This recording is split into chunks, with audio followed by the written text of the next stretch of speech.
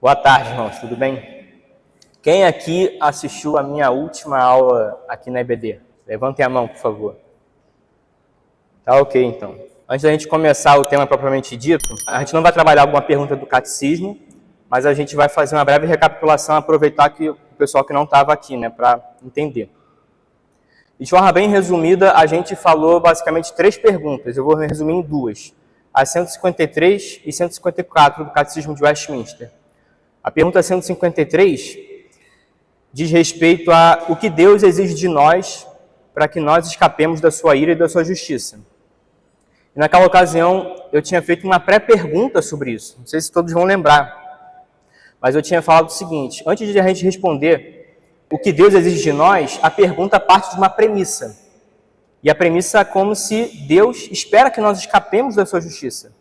E a pergunta que eu fiz é: por que Deus deseja que nós escapemos da sua justiça?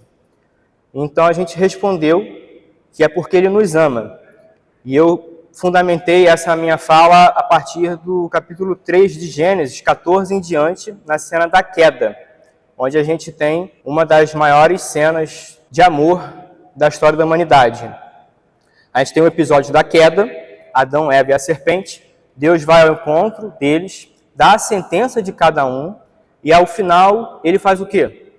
Ele vai e cobre a nudez da mulher e do homem, e ainda dá a esperança de uma futura reconciliação.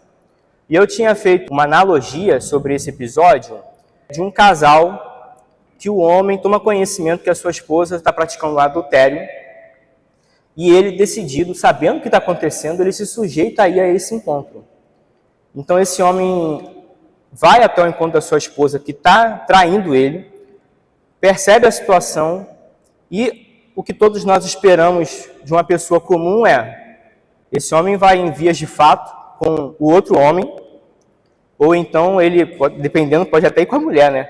Ou então ele pode trocar ofensas com essa mulher, desrespeitar ela, xingá-la, ou então haver próprio um término sobre isso. Mas esse homem não faz isso. Ele sabe que está sendo traído, ele se sujeita ao encontro, presenciar aquilo, e ele vai lá para cobrir a nudez da mulher, tirar ela daquele lugar, dar uma penalidade para ela, mas com a esperança de reconciliação. E eu fiz a pergunta: que homem que faz isso? Ninguém faz isso. Mas Deus faz isso conosco, todos os dias. Hoje Ele fez isso conosco. E respondendo essa, então, pré-pergunta, a gente foi para a pergunta 153, né? Deus exige de nós arrependimento, fé em Jesus Cristo e a utilização dos meios exteriores por onde Jesus comunica os benefícios da sua mediação. E aí a pergunta 154 é: que meios exteriores são esses? E a resposta: arrependimento, fé em Jesus Cristo e em palavra. E no final eu dei uma ênfase maior na palavra, né, destacando sobre a importância de nós conhecermos ela. E ao final eu fiz uma provocação sobre você conhecer as Escrituras, né? Que talvez se eu lançasse um versículo bíblico aqui, ou melhor, que talvez você saiba o que é supralapsariano, saiba o que é infralapsariano, qual é a posição escatológica do Joel, do Bavinck, mas talvez não saiba o que aconteceu entre Sete e José de Maria. Talvez você, se eu lançar um capítulo da Escritura, você não consiga se achar em qual contexto aquilo foi falado, em qual livro aquilo está escrito. Eu diria mais até, vou falar sobre mais à frente, qual é a relação de Mefibosete com a Trindade.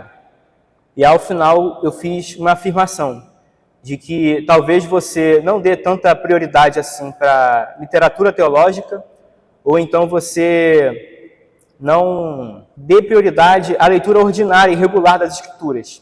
Mas eu nunca conheci alguém que exalasse o perfume de Cristo e não tivesse profunda intimidade com um texto bíblico. E por que isso, meus irmãos? Porque aquele que conhece a história da redenção e se apropria dela como sendo a sua, enxerga e vive a vida de uma maneira diferente. E é sobre isso que eu quero falar hoje. Então a minha aula, ela vai ser dividida basicamente em 3 partes, né? Deus me ajude.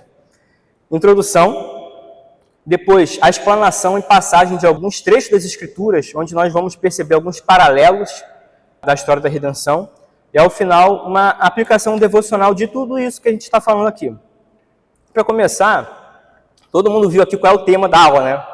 Quando a gente pensa em reforma protestante, o que a gente pensa? Imediatamente. Se eu falasse, hoje é uma EBD de reforma protestante, e não falava sobre o que eu vou falar, o que vocês acham que eu ia falar? Você acha que eu vou falar sobre 5 pontos, doutrinas da graça, 5 solas, calvinismo? Isso tudo está relacionado a uma disciplina. São temas relacionados à disciplina da teologia sistemática. Então é muito comum a gente associar e restringir os temas abrangentes da reforma sobre isso. E o que é a teologia sistemática? É um estudo, né, onde os teólogos se reúnem para fazer, então, uma observação dos textos bíblicos que apontam para uma verdade dogmática. E a partir disso, então, ele consegue extrair do texto uma doutrina. A gente consegue visualizar isso de uma forma mais fácil, olhando um sumário, por exemplo, de um livro de teologia sistemática, né? Você tem lá a estrutura de divisão de doutrinas relacionadas ao Deus Pai, Deus Filho, sobre a questão da soteriologia, do processo de salvação, onde estão inseridas as doutrinas da graça, escatologia. Mas existe um tema que muitas vezes não é falado dentro da igreja, muito mais no ambiente das pessoas reformadas, para nós plebe aqui, porque às vezes fica reservado a parte acadêmica, né? Entenda-se seminários, que é a teologia bíblica. E o que seria a teologia bíblica? É um processo de revelação, é uma disciplina da teologia que trata sobre a autorrevelação de Deus nas Escrituras. Então, a minha pretensão aqui hoje, nesse curso Espaço de Tempo, é falar um pouco sobre teologia bíblica e tentar levar você cativo para aquilo que ela se propõe, revelar e dar sentido à história da redenção. Eu começo a minha fala fazendo uma citação direta de 2 autores. O primeiro é Gerard van Groningen. Em sua obra magna Criação e Consumação, publicada pela Cultura Cristã, ele define teologia bíblica como sendo o processo da revelação divina. É uma disciplina que endereça particularmente e especificamente a história da revelação executada no curso do tempo de Adão até Malaquias e desde a anunciação do nascimento de Jesus nos evangelhos até o Apocalipse. Então ele diz que se trata de uma revelação de Deus que se dá progressivamente por meio de agentes da revelação escolhidos especificamente no curso da história, registrado no Antigo Testamento, de forma a esclarecer o plano e a estratégia de Deus para a sua salvação, desde a criação, no seu começo, até a consumação. Um outro autor, publicado pela Cultura, Gerardo Johannes Voss, é o autor que nós estamos utilizando, inclusive, para nossas aulas de catecismo. Ele define como sendo o braço da teologia exegética que lida com o processo da autorrevelação de Deus registrado na Bíblia. Então você pode ver que aqui a pretensão da teologia bíblica nada mais é do que você abraçar a cosmovisão dos autores bíblicos, de forma a dar compreensão da revelação progressiva de Deus sobre o seu plano para a humanidade. E é curioso que os teólogos eles costumam identificar dentro dessa narrativa 3 temas centrais que são conjugados, que é a presença de um reino, a presença de um pacto e a presença de um mediador. Então, ao longo de toda a Escritura, existe uma espécie de cordão dourado que percorre a história da redenção e você tem esses elementos preenchidos ali, sempre com a presença de um representante. A gente tem que gravar isso. Deus escolhe personagens para representar aquele que viria, Cristo Jesus. Então, Groningen comenta que o reino ele é estabelecido na criação. O reino é o cenário. A aliança é o meio administrativo, onde ele administra essa relação e ele vai inaugurar diversos pactos com os homens para que a sua aliança se mantenha até seja concluído, né, seja consumado aquilo que ele se propõe a fazer. E os agentes da aliança, que servem os propósitos do reino. Então a gente tem, ao longo de toda a Escritura, Deus fazendo alianças com o seu povo. Nós como doutrina reformada e presbiteriana, nós cremos que existe basicamente 6 espécies de alianças ao longo da Escritura. Temos uma aliança depois da queda, tá? Porque tem o pacto das obras, o pacto das obras não dá certo, e aí a gente tem então o período da graça. E a gente tem então a aliança do começo com Adão, depois tem a aliança com Noé, na preservação, a aliança com Abraão, que é a promessa, Moisés com a lei, Davi com o reino e, por fim, em Cristo, que é a consumação. Muitas vezes, quando nós nos deparamos com o texto, a gente vai fazer uma leitura devocional, vai participar de um EBD, às vezes, até mesmo de uma pregação, são contadas histórias isoladas, quando, na realidade, nós temos uma grande história com diversos episódios, né? Posso dizer que é como se fosse uma série de Deus, e a gente tem 3 temporadas. A primeira temporada foi o Antigo Testamento, a segunda temporada foi o Novo Testamento, e agora a gente está vivendo a 3ª temporada, né? Só que a gente não sabe quando que vai acabar. Quando a gente não tem essa percepção de um enredo da história da redenção, a gente acaba se utilizando da Bíblia como sendo um manual de vida, né? Onde a gente pode extrair receitas ou dicas ou orientações sobre como ser bem-sucedido na sua família, no seu relacionamento, no seu trabalho, ou então talvez você possa até lançar um curso ou um desafio em Provérbios de Salomão sobre como enriquecer a partir disso, né? Quem pegou, pegou. Quem não pegou, depois eu explico. A Bíblia propõe isso? Propõe. Mas isso é muito pouco para a sua mensagem principal. E é sobre isso que a gente tem que falar hoje. Porque existe a temática da grande história que muitas vezes é negligenciado por nós quando nós vamos, então, nos deparar com essa leitura. Então, minha proposta é fazer justamente a análise de algumas passagens, né? Não tem como esgotar isso porque é muito grande, mas a gente conseguir perceber algumas questões de como que Deus estrutura a sua história e como que Ele repete isso de uma forma pedagógica para a gente.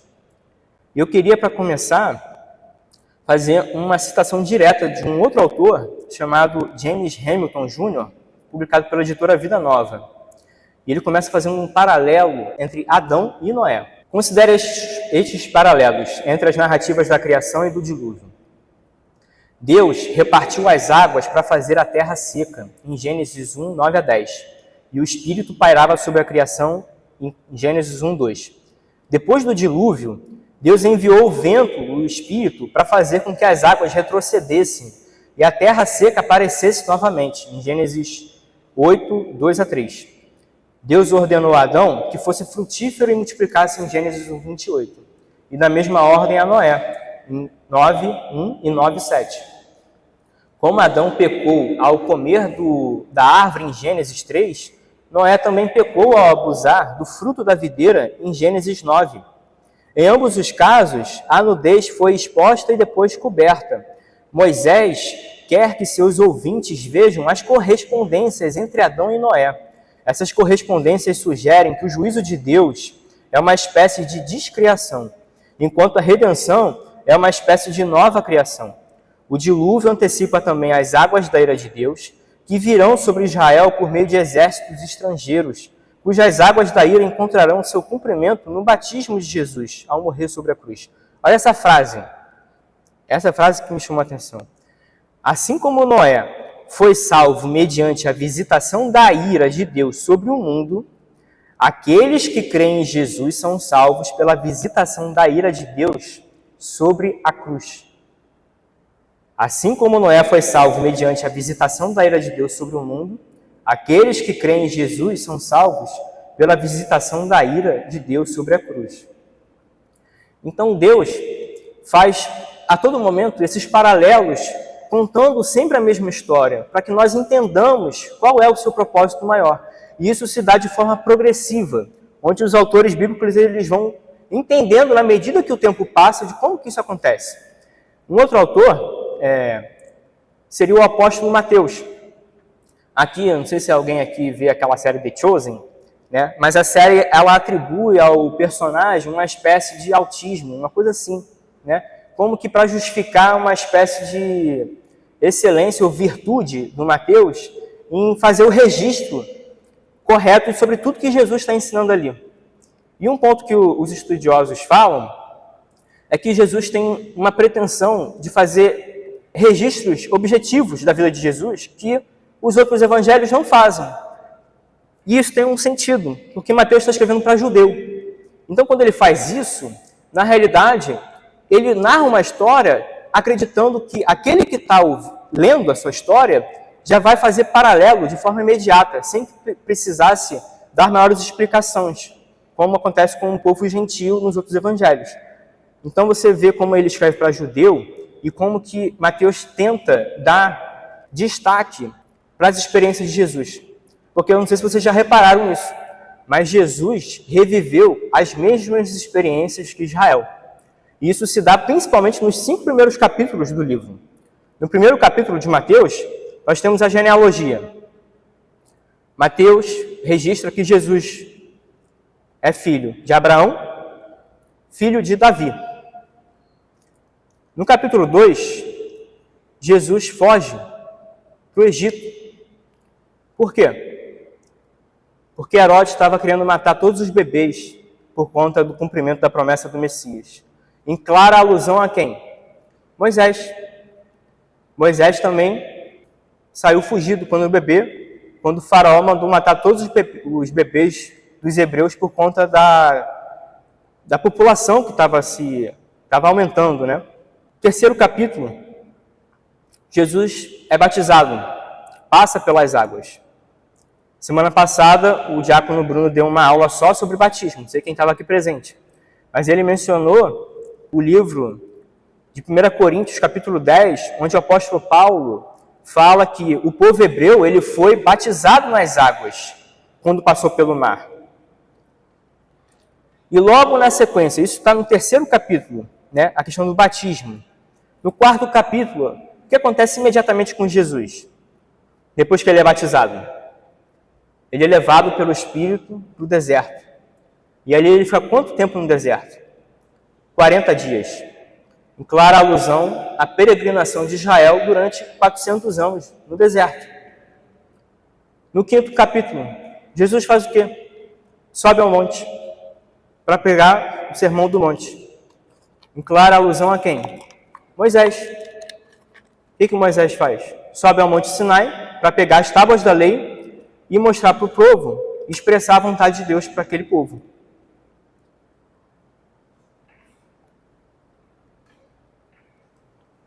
Então, Mateus, ele está tentando o tempo inteiro fazer paralelos para que você enxergue que Jesus é maior que Moisés. E o livro de Hebreus também faz isso. Mas um dado mais curioso ainda é de nós percebermos como que Deus age na história, né? Porque Deus é do contra. Deus gosta de fazer o contrário. Deus gosta de escolher aquele que ninguém espera. Deus gosta de dar a primazia não para o primogênito. E a gente pode ver isso na sua própria história acontecendo. E fazendo novamente uma citação de James Hamilton, olha o que ele diz sobre como que Deus age na história. No mistério da sua sabedoria, Deus escolhe para si pessoas que, sua maior parte, são fracas e insignificantes. Ele não deseja a jactância humana e quer que dependamos dele, não de nós mesmos. Quando Deus começa a fazer uma grande nação dos descendentes humanos, ele começa com um homem cuja mulher era estéril. Quando ele quer escolher um rei, ele escolhe um rapaz cujo próprio pai não acreditava que ele pudesse ser rei. De modo que, vindo o profeta para ungir um dos seus filhos, Jessé sequer chamou a Davi, até que Samuel tivesse passado por todos os seus irmãos mais velhos. Quando Deus quer salvar o mundo, ele envia o seu filho como bebê, nascido de uma moça camponesa em circunstâncias questionáveis, e o envia não a uma grande capital mundial, mas para um pequeno vilarejo na Galileia. Então, Cristo é o mais improvável de todos, porque ele não veio de Atenas para ser um grande filósofo, ele não veio de Roma para ser um grande político, ele não veio de Israel para ser um grande sacerdote. E Deus quebra paradigmas em relação a isso. E ele continua. É quase como se Deus desse uma largada inicial mais fácil para o oponente, que jamais correrá mais que ele. Satanás sempre parece tirar vantagem em tudo. A semente da serpente sempre impressiona pelos padrões mundanos. E eles não se retraem de táticas draconianas. Caim mata Abel, israelitas ímpios rejeitam Moisés. Saul persegue Davi. Os líderes judeus crucificam a Jesus. E o mundo tem tratado os cristãos da mesma forma que tratou Jesus. Porém, Deus ressuscita os mortos. E se algo é impossível aos homens, tudo é possível para Deus. Assim, em face do que aparenta ser triunfo dos maus, toda a fraqueza e loucura do amor e humildade, a alegria e a esperança mostram o poder e sabedoria do Deus verdadeiro e vivo, contra o qual nenhum inimigo prevalecerá. Isso acontece repetidas vezes no decorrer dos episódios da trama. E a gente tem um exemplo das pregações em Gênesis. Né? Jacó é um trapaceiro, José é um moleque mimado, Abraão é um covarde que oferece a própria esposa com medo de morrer, Davi se deita com a mulher do seu melhor amigo e ainda envia ele para a morte. Então é isso que Deus faz. Deus escolhe pessoas improváveis, pessoas insignificantes, e faz dessas pessoas um povo, para que elas anunciem a sua mensagem da redenção. Um outro paralelo que a gente pode traçar é em Gênesis 12, com a história de Abraão. Nos capítulos seguintes, Deus então faz alianças com Abraão, e ele passa a demonstrar de forma mais clara como que Abraão representa, é uma sombra de Cristo, porque ele acaba sendo um representante de onde todos seriam abençoados. Da mesma forma que Abraão, Jesus também é o nosso representante. Então, Abraão ele tem uma espécie de caráter de representante mediatório entre Deus e os homens. E a partir desse momento, então, ele promete abençoar toda aquela sua descendência. Assim como o apóstolo Paulo diz, por exemplo, em Efésios 3, que em Cristo nós temos todas as sortes de bênçãos espirituais. Então, ao longo do texto bíblico, nós temos Deus utilizando figuras-chaves para apontar para alguma coisa, para apontar para um representante que não seria falho, que não cometeria pecado e poderia, então, redimir o seu povo. E essa estrutura ela é repetida, às vezes, na história da redenção. E no capítulo 15, Deus, então, faz finalmente uma aliança com Abraão. Ele havia prometido que ele sairia da sua terra e dele faria uma grande nação. Só que tinha um problema. Abraão não tinha um descendente. Deus faz uma promessa em Gênesis 15, 5 a 6.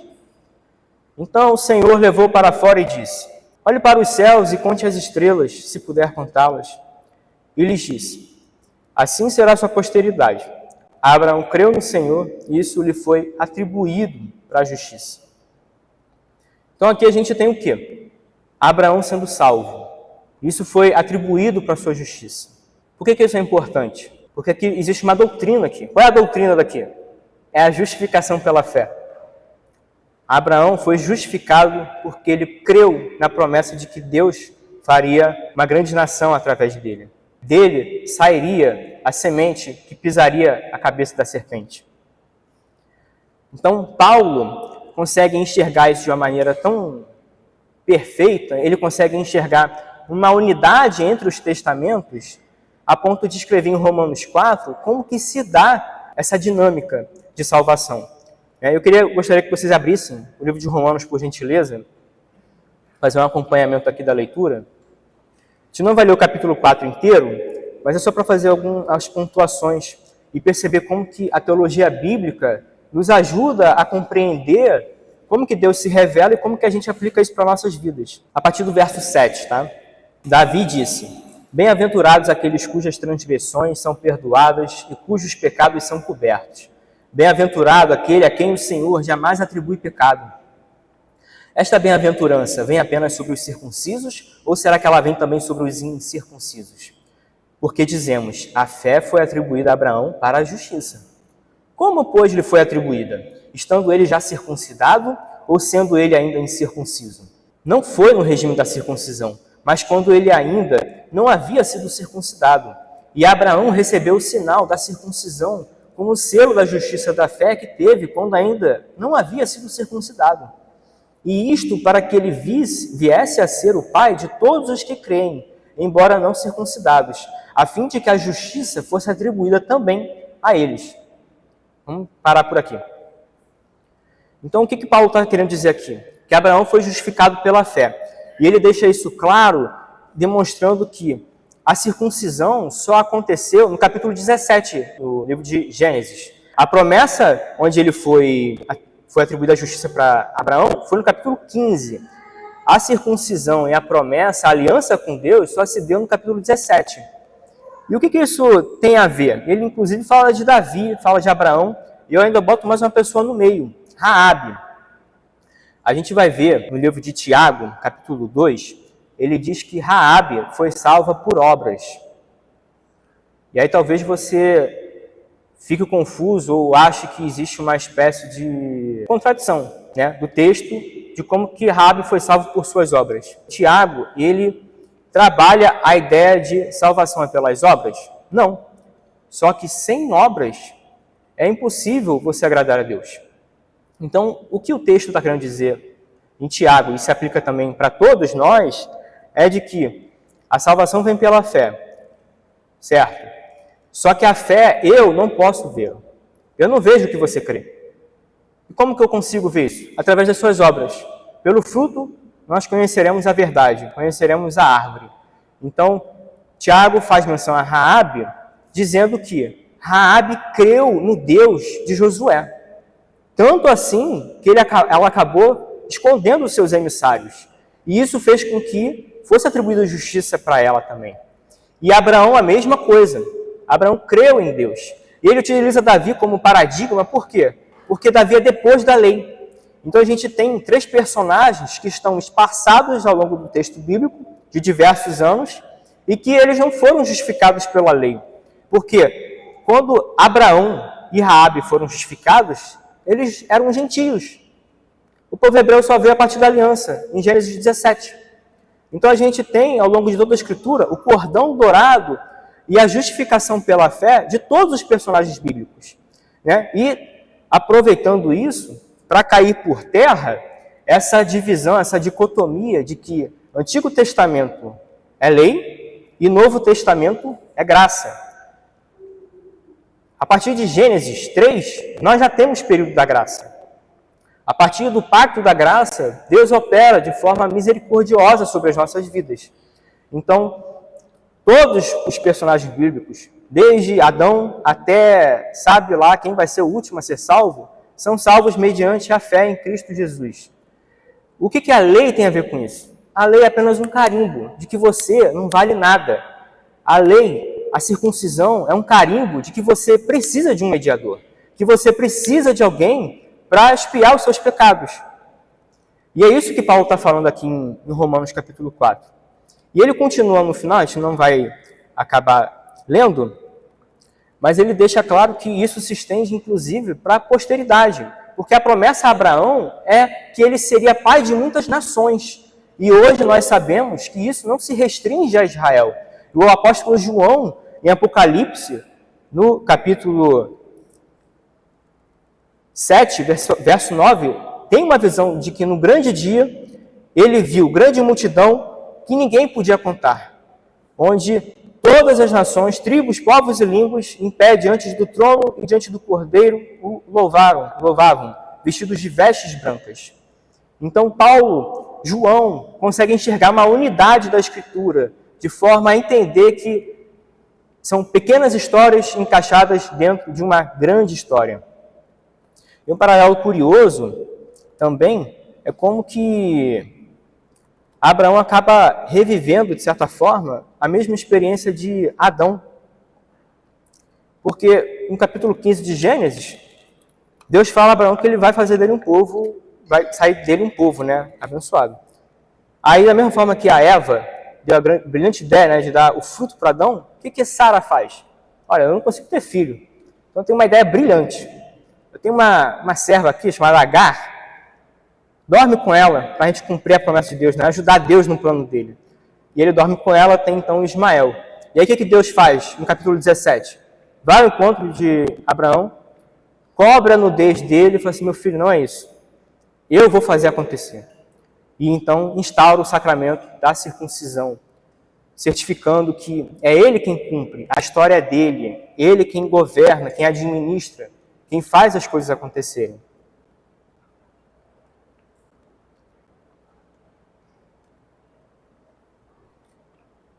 Então, adiante desses paralelos a gente consegue perceber como que Deus vai repetindo estruturas que apontam para Cristo e que apontam para um final que vai haver a consumação. De forma bem resumida aqui, a gente pode ver que existem paralelos de Adão e Noé, Noé e Jesus, Abraão e Jesus, Israel e Jesus, justificação pela fé de Raabe, Abraão e Davi, até mesmo de Adão, Eva, Sete, Caim e Abel. Eu lembro... Caim não. Eu lembro, essa semana eu estava conversando com um amigo, né, sobre essa aula, e eu estava conversando com ele sobre essa questão de justificação pela fé e tudo, e ele não sabia que era Sete, né? E aí eu fiquei um pouco espantado, porque assim, você não precisa saber quem é Sete para você ser salvo. Só que você não saber quem é Sete demonstra que você não tem conhecimento da sua história. Você não tem conhecimento de como que Deus falou ao longo da história. E, já caminhando para a nossa aplicação devocional, eu gostaria de me valer de umas considerações sobre outros personagens também. Lembra que lá no começo eu falei qual é a relação de Mefibosete e a Trindade, né? Acho que algumas pessoas não estavam aqui, mas eu falo. Como que acontecem esses paralelos? O que a teologia bíblica tem a ver com a sua vida? E é aquilo que eu disse no começo. A teologia bíblica nos ajuda a compreender que pequenas histórias apontam para uma grande história. Para quem não sabe ou não se recorda, Mefibosete era um aleijado de duas pernas, filho de Jonatas, amigo de Davi. E o que acontece em 2 Samuel? Davi só assume o trono depois que o rei Saul e Jonatas morrem. E aí ele assume o trono. E naquela época, era comum, não só dentro de Israel, mas dos povos vizinhos, que a nova dinastia que assumisse o trono desse conta da antiga da dinastia. Para quê? Para que não houvesse possíveis reivindicações. Então era eliminado, eles matavam todo mundo. A gente vê isso, inclusive, no período de reis, acontecendo toda hora que uma dinastia entrava. Então, era de se esperar que Mefibosete tivesse medo de morrer, de matarem ele, tanto é que ele está escondido lá na história, né? Mas Davi lembra dele, quer dizer, ele lembra que Jonatas tinha uma família, né? Então ele pergunta se tem alguém vivo da história de Jonatas e descobre que Mefibosete está vivo. Então ele manda ir ao encontro de Davi. E aí eu vou ler para vocês aqui para a gente ganhar tempo. Em 2 Samuel, capítulo 9, 7 a 8. Quando Mefibosete é colocado na presença de Davi. Davi lhe disse: não tenha medo, porque eu serei bondoso com você por causa de Jonatas, seu pai. Serei bondoso com você por causa de Jonatas, o seu pai. Vou restituir a você todas as terras de Saul, seu pai, e você sentará sempre à minha mesa para comer. E Mefibosete se inclinou e disse: quem é este teu servo, para que o meu senhor tenha olhado para um cão morto como eu? Então o que está acontecendo aqui? Mefibosete se auto-intitula como um cão morto, como um indigno, uma pessoa que não merece nada. Naquela época, um aleijado de duas pernas não serve para nada, né? Ele não pode servir o exército, não pode trabalhar, só dá despesa e trabalho para os outros. E aí Davi chama ele para sentar à sua mesa. O que Mefibosete tem a ver com isso? Nada, porque a história não é sobre Mefibosete. A história é sobre Jonatas e Davi, onde, por causa do amor e do relacionamento entre aquelas duas pessoas, um indigno é convidado para sentar eternamente na mesa do rei. Igual acontece comigo, acontece com você. Nós somos chamados à mesa do rei, mesmo nós não merecendo. Então você consegue perceber que Deus trabalha estruturas de forma proposital ao longo de toda a Escritura, para que nós entendamos como que Ele governa não só a história, os seus pactos, mas a nossa história. Um outro exemplo que eu queria utilizar é Daniel. E eu peço aos irmãos que abram no livro de Daniel, capítulo 2. Antes da gente ler, eu só vou ler a partir do versículo 26, tá? Eu vou explicar rapidinho o contexto para a gente ganhar tempo. Nabucodonosor tem um sonho. Nesse sonho ele fica inquieto porque parece que o mundo vai acabar, ele não sabe o que está acontecendo. E aí ele então chama todos os sábios da Babilônia, os feiticeiros, os adivinhadores, para interpretar o sonho. Mas ele pede uma coisa inusitada. Nabucodonosor não quer que apenas interpretem o sonho. Ele exige que adivinhem o sonho. E aí, o pessoal lá, eles falam para ele, Nabucodonosor, é impossível isso. Eu preciso que você me fale o sonho para eu te dar a interpretação. Aí ele fica indignado porque acha que eles estão querendo enrolar ele e manda baixar um decreto mandando matar todo mundo da Babilônia, todos os sábios da Babilônia. Essa notícia chega a Daniel, e aí o que Daniel faz? Vai falar com Deus, não vai deixar isso acontecer. Aí Daniel vai para casa, ora a Deus, e Deus dá a revelação e a interpretação do sonho. E aí Daniel se ajoelha e faz uma oração de louvor e agradecimento por Deus, dando glória pela sua sabedoria, pela sua revelação. E aí, então, ele vai então ao encontro de Arioque, que é o chefe da guarda real, e fala para ele, me coloca na presença do Nabucodonosor que eu vou adivinhar esse sonho para livrar essa chacina. O contexto é esse. E com duas observações. Daniel tinha aproximadamente 16 anos quando isso aconteceu. Um garoto de 16 anos se coloca à disposição para salvar o povo. E uma outra observação. E quando ele vai fazer isso, Deus falou com ele. Só que assim, ele não tem certeza se realmente o sonho é esse. Então isso passa, quando você lê o texto, você às vezes passa despercebido. Fala assim, cara, ele vai adivinhar o sonho, você tem certeza se é aquilo mesmo. Ele não quer nem confirmar com alguém. Mas ele se coloca nessa posição de fé, sabendo que o Deus dele é o Deus da sabedoria. E aí acompanha comigo a partir do verso 26. Olha o episódio, quando ele se encontra então com Nabucodonosor, né? O rei perguntou a Daniel, cujo nome era Beltesazar, você é capaz de me contar o que vi no sonho e qual é a sua interpretação? Daniel respondeu na presença do rei, o mistério que o rei exige, nem sábios, nem magos, nem cantadores o podem revelar. Mas há um Deus no céu que revela os mistérios. Pois fez saber ao rei Nabucodonosor o que vai acontecer nos últimos dias. O sonho e as visões que o Senhor teve quando estava em sua cama são estes. Quando o Senhor, ó rei, estava na sua cama, surgiram em sua mente pensamentos a respeito do que aconteceria no futuro. Deus revela os mistérios, revelou ao Senhor o que vai acontecer. Quanto a mim, esse mistério me foi revelado, não porque existe em mim mais sabedoria do que todos os outros homens, mas para que a interpretação fosse revelada ao rei, e para que ele entenda o que passou pela sua mente. E aí pula para o 46, porque ele dá a interpretação, só que ela é muito extensa. No final, 46. Então o rei Nabucodonosor se inclinou e se prostrou com o rosto em terra diante de Daniel. Ordenou que oferecessem a Daniel uma oferta de cereais e incenso. O rei disse a Daniel, certamente o Deus que vocês adoram é o Deus dos deuses e o Senhor dos reis. Ele é quem revela os mistérios, pois você foi capaz de revelar esse mistério.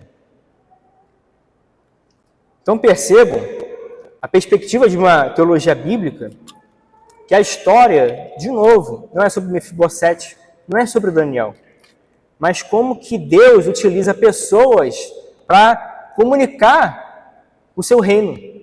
Porque Daniel está sendo boca de Deus aqui para fazer um anúncio do que iria acontecer nos últimos dias. No versículo 44, na parte final da adivinhação, ele fala, no 44, mas nos dias desses reis, o Deus do céu levantará um reino que jamais será destruído e que não passará a outro povo. Esse reino despedaçará e consumirá todos os outros reinos, mas ele mesmo subsistirá para sempre. Então o que Daniel está fazendo aqui? Ele está utilizando a própria história para se encaixar na grande história. Daniel consegue perceber que ele é apenas um mensageiro e que ele vive a partir disso. E por que isso é importante, meus irmãos? Porque quando você consegue perceber essas nuances do texto, você entende que a sua história ganha sentido quando você encaixa ela na grande história. E ele se permite ser boca de Deus para isso. Talvez você não tenha o costume de enxergar a sua vida como sendo um agente, participante dessa história. Só que a verdade é que ela só ganha história, quer dizer, ela só ganha sentido quando você tem essa perspectiva. E por que isso? Porque o que você carrega, o que você professa, é muito maior do que a sua família, é muito maior do que a sua carreira, é muito maior do que o seu trabalho. Na última aula, eu tinha dito que uma das maiores frustrações de alguém é ser conhecido como um ensinador de teologia. Você ser uma pessoa que conhece de cabo a rabo a teologia. Mas você não é conhecido como uma testemunha de Jesus. Porque quando nós anunciamos o Evangelho, nós temos um vício de contar a grande história de forma apartada da nossa história. De a pessoa que está me ouvindo, ela não faça uma associação direta da minha vida com aquilo que eu estou falando. Você então acaba vivendo de uma forma apática aquilo que Deus propõe para você. E meditando sobre isso, consigo enxergar duas razões para isso acontecer. Da gente conhecer a história, mas não se relacionar com ela como sendo a nossa. E a primeira é porque talvez você se relacione com Deus não com um fim em si mesmo, mas como um meio. Eu queria fazer uma citação do livro do Tim Keller, nesse livro A Cruz do Rei, que ele trata sobre o motivo da nossa existência, no começo dele. E ele diz sobre a Trindade, de que a Trindade ela funciona como uma espécie de doação mútua entre Deus Pai, Deus Filho e Deus Espírito. Existe uma dança da Trindade. E ele comenta aqui, em vez de termos pessoas centradas em si mesmas, o Pai, o Filho e o Espírito caracterizam-se em sua essência por um amor que se doa pelo outro. Nenhuma pessoa da Trindade insiste para que as demais girem em torno dela. Antes, de forma voluntária, cada uma delas envolve e gira em torno das demais. E ele conclui, se este mundo foi criado por um Deus triuno, relacionamentos de amor são a essência da vida. Por quê? Porque ele entende que, da mesma forma que acontece na Trindade, nós não fomos criados para receber alegria. Nós fomos criados para dar alegria. E esse é o sentido último da vida. Porque quando você se relaciona com Deus como um meio e não como um fim, você usa o Evangelho como se fosse uma espécie de terapia. Como é que acontece isso? Quando você, por exemplo, pode até comentar, assim, nossa, a minha vida está muito difícil, mas graças a Deus, eu tenho Deus. Mas essa fala denota que Deus é como se fosse um consolo para você. Entende o que eu estou querendo dizer? Quando você diz, a minha vida é difícil, ou, sei lá, você justifica a sua vida com base em Deus, você está colocando Deus como sendo um acessório, como se fosse um consolo, e não como um fim em si mesmo. Então você constrói uma perspectiva de família, de vir na igreja, acreditando que aquilo ali vai te preencher. Mas não da maneira como Deus quer que você faça. E então, a partir disso, você não consegue ter amor por esse Deus. Você tem um relacionamento. E aí a gente pode acabar incorrendo na segunda razão. Talvez você não acredite que você possa ser usado poderosamente por Deus. Se você não acredite que você pode ser preenchido pelo Espírito, assim como Daniel foi. Você entender, Jesus não morreu pela humanidade, a expiação, ela não é ilimitada. A expiação é limitada. Deus não morreu pela humanidade. Deus morreu por pessoas. E às vezes a gente se relaciona com Ele de uma maneira totalmente apática e impessoal, não dando importância, ou não acreditando que você possa ser poderosamente usado por Ele. O que demonstra uma total ignorância e incredulidade daquilo que o próprio Jesus falou para o seu povo. Eu gostaria de ler 3 passagens aqui, caminhando para o final. Antes, porém, isso está em Lucas 21. Antes, porém, de todas as coisas, vocês serão presos e perseguidos. Vocês serão entregues às sinagogas e lançados nas prisões. Serão levados à presença dos reis e de governadores por causa do meu nome. Isso acontecerá para que vocês deem testemunha. Tomem, pois, a decisão de não se preocupar com o que irão responder, porque eu lhes darei palavras e sabedoria a que não poderão resistir nem contradizer todos os que se opuserem a vocês. Em Atos 1, 7 a 8, depois da ressurreição, Jesus respondeu: não cabe a vocês conhecer tempos ou épocas que o Pai fixou pela sua própria autoridade, mas vocês receberão poder ao descer sobre vocês o Espírito Santo, e serão minhas testemunhas, tanto em Jerusalém como em toda a Judéia e Samaria, até os confins da terra. E o apóstolo Paulo, sabendo disso, sabendo como é que Deus age diante de tudo aquilo que a gente já leu aqui hoje, 1 Coríntios capítulo 1, 26 a 29. Irmãos, considerem a vocação de vocês. Não foram chamados muitos sábios segundo a carne, nem muitos poderosos, nem muitos nobre nascimento. Pelo contrário, Deus escolheu as coisas loucas do mundo para envergonhar os sábios, e escolheu as coisas fracas do mundo para envergonhar as fortes. Deus escolheu as coisas humildes do mundo e as desprezadas, e aquelas que não são, para reduzir a nada as que são, a fim de que ninguém se glorie na presença de Deus. Então Deus pega para si pessoas que não valem nada e faz dela um povo. E promete para a gente usar gente simples para participar do anúncio do seu reino. Eu gostaria de encerrar lendo Lucas 24. Abram, por favor. Esse eu faço questão. Todos leiam Lucas 24, por favor. A partir do verso 13. Naquele mesmo dia, 2 discípulos estavam indo para uma aldeia chamada Emaús, que ficava a uns 10 quilômetros de Jerusalém.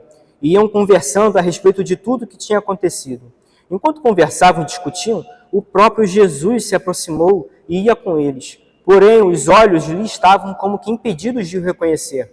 Então lhes perguntou: o que vocês estão discutindo pelo caminho? E eles pararam entristecidos. Um, porém, chamado Cleopas, respondeu: será que você é o único que esteve em Jerusalém e não sabe o que aconteceu lá nesses últimos dias? E ele lhes perguntou: do que se trata? E eles explicaram: aquilo que aconteceu com Jesus, o Nazareno, que era profeta e poderoso em obras e palavras diante de Deus e de todo o povo, e como os principais sacerdotes e nossas autoridades o entregaram para ser condenado à morte e o crucificaram. Nós esperávamos que fosse ele quem havia de redimir a Israel. Mas depois de tudo isso, já estamos no 3º dia desde que essas coisas aconteceram. É verdade também que algumas mulheres do nosso grupo nos surpreenderam. Indo de madrugada ao túmulo e não achando o corpo de Jesus, voltaram dizendo que tinham tido uma visão de anjos, os quais afirmaram que ele vive. De fato, alguns dos nossos foram ao túmulo e verificaram a exatidão do que as mulheres disseram, mas não o viram. Então lhes disse: como vocês são insensatos e demoram para crer em tudo o que os profetas disseram. Não é verdade que o Cristo tinha de sofrer e entrar na sua glória? E começando por Moisés e todos os profetas, explicou-lhes o que constava a respeito dele em todas as Escrituras. Quando se aproximavam da aldeia para onde iam, ele fez menção de passar adiante. Mas eles o convenceram a ficar, dizendo: fique conosco, porque é tarde e o dia já está chegando ao fim. E entrou para ficar com eles. E aconteceu que, quando estavam à mesa, ele pegou o pão e o abençoou. Depois partiu o pão e deu a eles. Então os olhos deles se abriram e eles reconheceram a Jesus. Mas ele desapareceu da presença deles. E disseram um ao outro: não é verdade que o coração nos ardia no peito quando ele falava pelo caminho, quando nos explicava as Escrituras. Até aqui. Então, meus irmãos, nessa passagem a gente pode ver que Cristo mostra que a Escritura inteira aponta para Ele. Mas mais do que isso, é conseguir enxergar, conseguir entender que a grande história desperta amor e louvor ao Deus da história. O entendimento da grande história desperta louvor e amor ao Deus da história. Então, que o Senhor Jesus faça isso na sua vida.